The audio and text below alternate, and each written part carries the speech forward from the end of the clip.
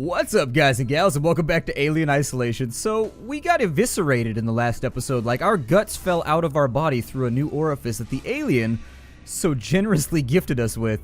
Now, I'm trying to learn this game, and they've said that everything that I've read has said that this game is tremendously difficult, and it takes a long time to get used to, and even so, the alien acts erratically sometimes.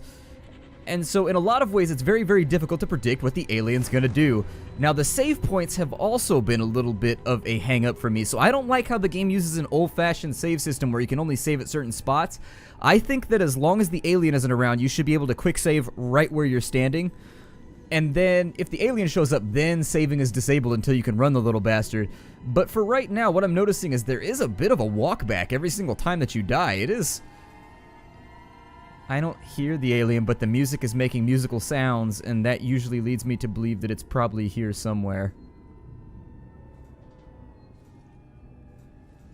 This space station makes a lot of unfortunate sounds. That's the big thing that I've noticed so far, is the space station makes a lot of muffling noises that make it incredibly difficult to figure out where the hell the alien might be at.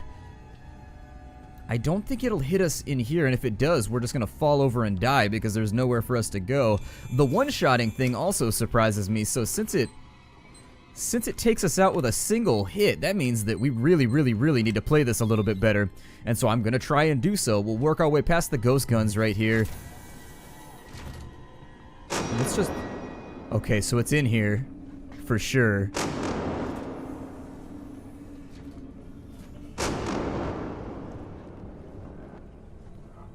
Where in here it might be at, I don't know, but hopefully we'll be able to figure it out. Alien, you around here anywhere? Hello? There you go, I can do the horror movie trope.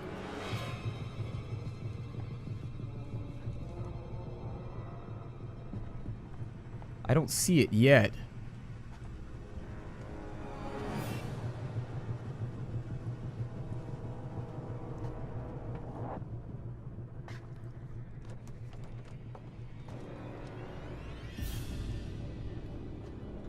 Well,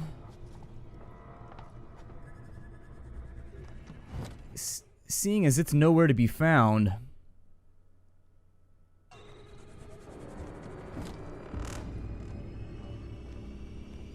I think I'm just gonna go heads down and go for it. Whatever, balls to the wall, the enemy's gate is down.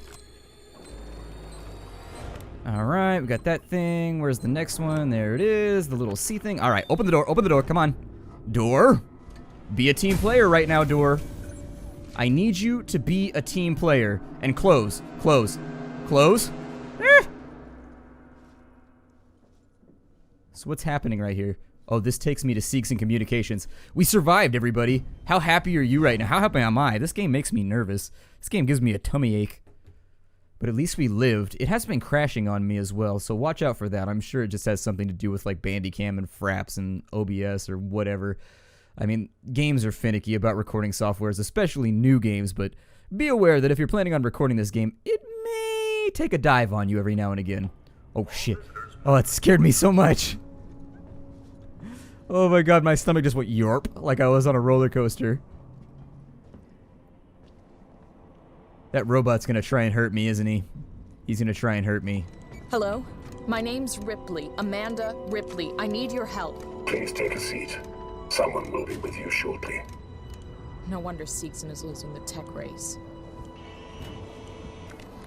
You'd think they give those things less threatening voices. If I ever design an android, I'm gonna make it sound friendly. That way when it backstabs you like they inevitably do, you won't expect it. See, this guy right here, I know he's about to do something naughty. He's gonna do some horrible robot things. He's gonna make Asimov cry. Got another hockey helmet in there. I have a gun, robot. I have a gun. Do not force me to do what I need to do, because I will do what it do right now. You will get a crash course in Gabos. What does this do? Okay, so it's an access rewire. What does it connect to? Let's go ahead and memorize that for now.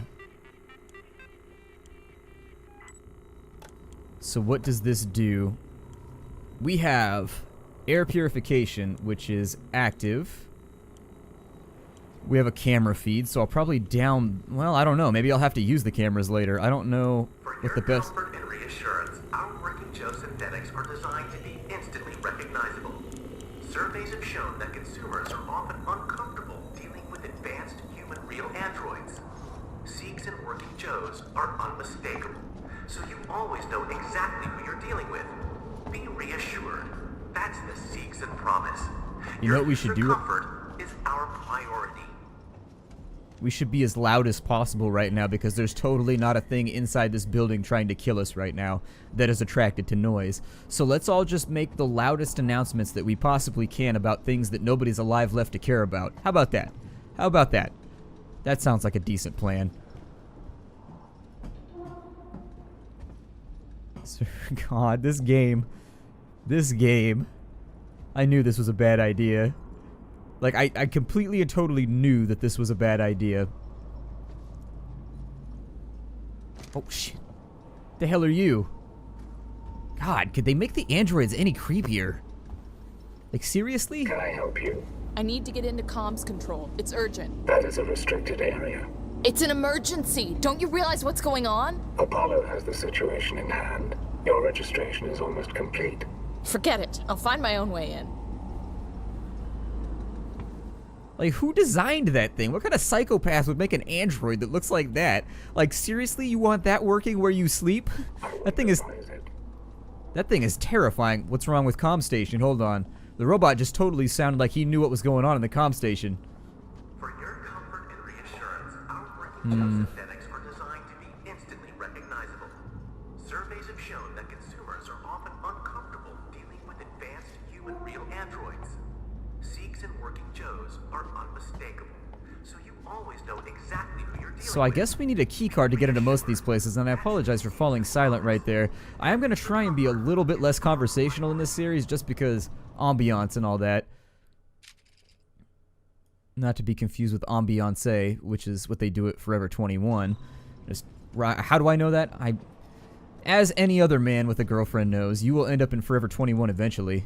I mean, in that store is like Narnia for some girls. Like, you will never get out of that place. It's like a black hole. Your girlfriend goes in, and then you look and you're like, I guess I'll go to the Cinnabon or something. And you come back, and she's got like an armload of like things. And you're like, well, ooh, an injector. Okay.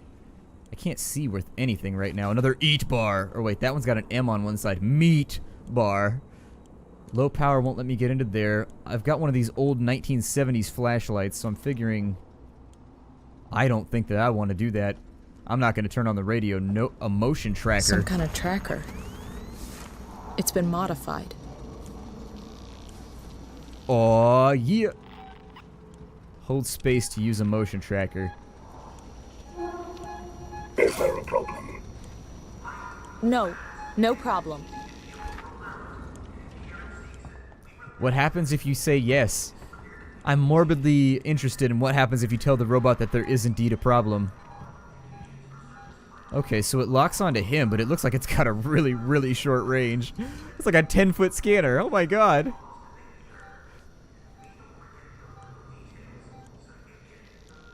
Oh, this helps me not at all.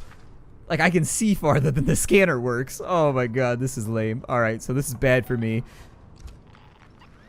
Don't make beeping noises. Stop that. Great, now I got something else that can scare me while I'm walking through this place. So there's somebody on my right. Obviously, that's the android in that room. I'm just trying to get used to how this thing works before we go too much further, because I get the feeling we're probably going to be relying on it pretty heavily. But look at that. When he's stationary, you don't get anything from it. It relies entirely upon movement, which makes sense because it is a movement tracker, but still, you know, there's none of those little foibles that you see in video games where sometimes they'll have an item like the motion tracker, but it'll still see people when they're not moving, so it's an attention to detail. It's attention to detail. What is this right here? What is this thing? It is a cutting point. Oh, okay. So a cutting point? What? Hold on. Oh, it's this right here. Okay. Cut panel in case of emergency. Oh, I wonder if it drops like an airlock. Yeah, I bet it does. I bet it puts down a bulkhead or something if you cut into that. And so, what am I trying to do on this floor? Like, what is my goal? I gotta get into comms control access. There's some loot over there that it looks like I've missed. That's going to be the little access point where I can rewire things. That's a zone exit. Make your way to comms control. Okay, so it doesn't look like we have a whole lot of ways around. But let's have one more look over here, I guess, because it said that there was something that I could loot over here. Is it in that room right there? Is that why? Okay. So how do I get to the other side of that? And you know what's funny? I've been playing Long Dark so much now that I'm scared running downstairs. I feel like I'm going to sprain my ankles or something. That wasn't useful to us. We came in from there. There's got to be a vent or something. Let's go over here and we'll vent a little bit. We will vent a tiny little bit and see if we can find our way around. I don't hear any music or anything, so I'm not going to worry about making too much noise at the moment. If I start to hear noise, then I'll go for it.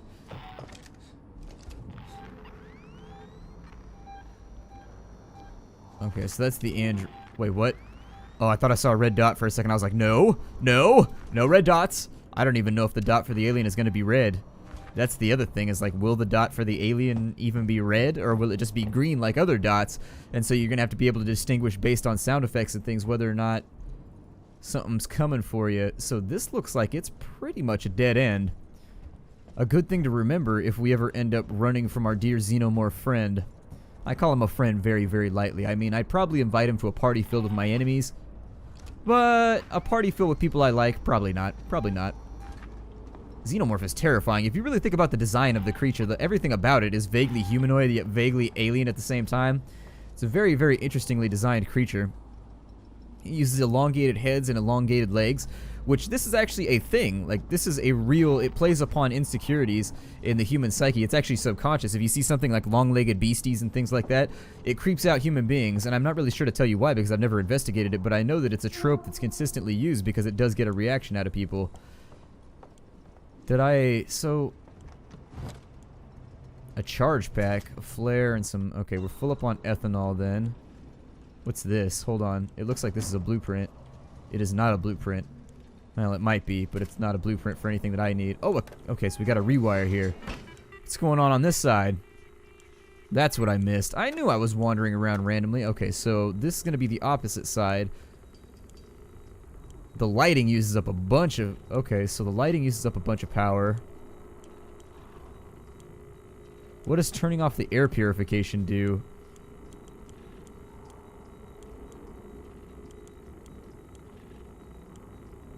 Did that even do anything for me? Hold on, it looks like if you look up at the top right there, it looks like there's multiple tabs. Yeah, there's multiple tabs. There we go. Interesting. Okay, so since there's multiple tabs, I want to make sure that lighting is on because I like being able to see. What did turning off the lighting here do? I want to find out. I mean, obviously it's going to turn off... Oh, yeah, it made it a little bit darker, I think.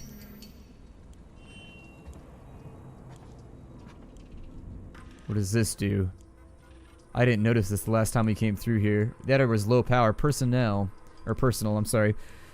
Hughes, I put a manual lock on the door leading upstairs. Don't want any accidents until we figure out what's going on here. Error file corrupted. Great.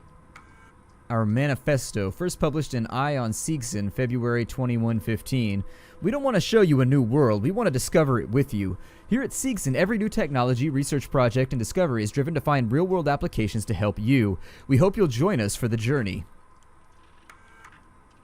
Tomorrow together.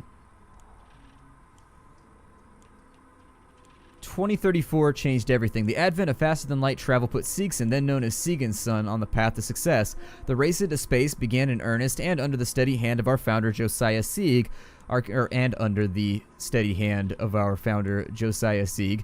Our company was primed and ready for the years that followed. Sieg and Son built the components that enabled ships to extend colonial space beyond the Sol system. As history relates, Wayland Corp was reluctant to share its FTL technologies with other corporations. Fortunately, Josiah Sieg was on hand to speculate, innovate, and produce. Without Sieg and Son, the skies would have looked very different indeed. Marie, if you get this, I'm making my way to Seegson Communications now. I didn't wake you because I knew you'd try and stop me. Please understand, this is our best shot. Someone has got to reestablish communications. We need to make sure the officials back at home know what's going on here. Don't worry about me. I'll be back. I'm not going to leave you and Claire alone. Okay. Ooh. Hell yeah! There it is. So that's why I didn't see it. I thought that terminal was off though. Maybe it's because I rerouted power. I don't know. Let's keep trucking.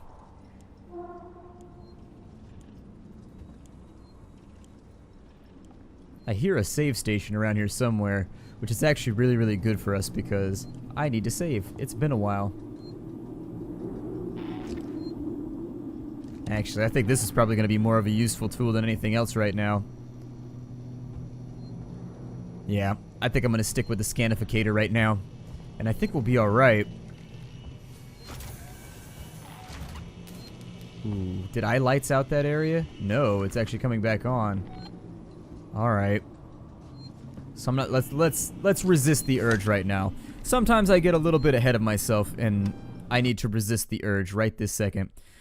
So we will overwrite our saved data for sure, because dying in this game is a major, major pain in the ass. It's like dying in Resident Evil back in the day. It's just like, well, you just lost a couple hours of gameplay. How do you feel right now? I'm not going to go too far because I've actually got errands to run today, and unfortunately, not much I can do about that right now. But we got a couple minutes left in the episode, and I'm not going to abandon you, everybody. I'm not going to abandon you. It's not going to happen that way because I likes you. All right, so we got the big old tire boot thing off the door. Looks like this is the shower room. What is our objective even right now? Make your way to comms control. Okay, so we'll probably do that in the next episode. For right now, though, we're gonna try and keep our heads down. I think we might be in a good spot to make. So what did we need the ethanol for? It wasn't for this. What controlled the ethanol? What had to do with the ethanol? Something here used ethanol. I know that it did. It was the smoke bomb. We'll make another one just because we're maxed out on all the materials for it, so we'll give ourselves a second smoke bomb. I get the feeling that's only going to be useful from what I remember about xenomorph. What I remember about xenomorph biology is that they don't have eyeballs from what I remember. They sense, they smell, and they have like thermal something rather. Although I might be mixing it up with Predator, but I'm pretty sure they don't have eyeballs. And so I don't think smoke is going to help very much if we come up against the xenomorph again. I'm going to do my best to solve the marker. Oh, good. Oh, the marker on your motion tracker points towards your objective. What marker? That marker? That green one on the edge? On the periphery? Oh, so it tries to put us back on the main path, though. It's using some kind of waypoint system like they had back in EverQuest. Okay. Another injector, just in case, although the alien one-shots us, so I'm not thinking that's going to be very useful. A noisemaker. Hold on. So we've got all of our equipment now, it looks like. There might be another one on the sides, but it looks like we pretty much got everything. So it needs a charge pack, a sensor, and an injector. Okay. The homemade device continuously emits a high-pitched noise when triggered, which will attract a lot of attention. If placed, the device has a handy 4-second delay before it activates. Yeah, I could see that being handy. I could see that being handy. Pick up the scrap right there. The look on that guy's face, my god. Lovingly machine roll for your pleasure, Courlander. I really wish it would stop blipping and bleeping like that. I like to imagine that my motion tracker is swearing at me. But in a friendly way, not in a like, I'm going to beat you unless you give me what I want type of way. Hot food, just in case. God, you ever gotten a burger out of a machine before? That seems really, really risky. Maybe in the future they've sorted that out, but as of right now, as a modern human, getting chili fries out of a random machine seems suspect. What is this? Like a little lounge area? Like a, I don't know, like a break room or something? Seems like a random place to install couches. Then again, I'm in the middle of an acid blood monster holocaust, so maybe things that were useful previously no longer seem that useful. Hey, I had a TV like that when I was a kid. That right there, it was a black and white TV that looked just like that one, and I used to play Nintendo on it. Yeah, it had the handle on top and everything. I remember those. Ah! That's awesome. Memories. Alright, well I think I'm going to break the episode off right here. My name is Splattercat. Thank you for joining me here in the Nerdcast for the next episode of Alien Isolation. I look forward to seeing you all in the episodes to come. See you all there. Take care out there, everybody, and hi-do.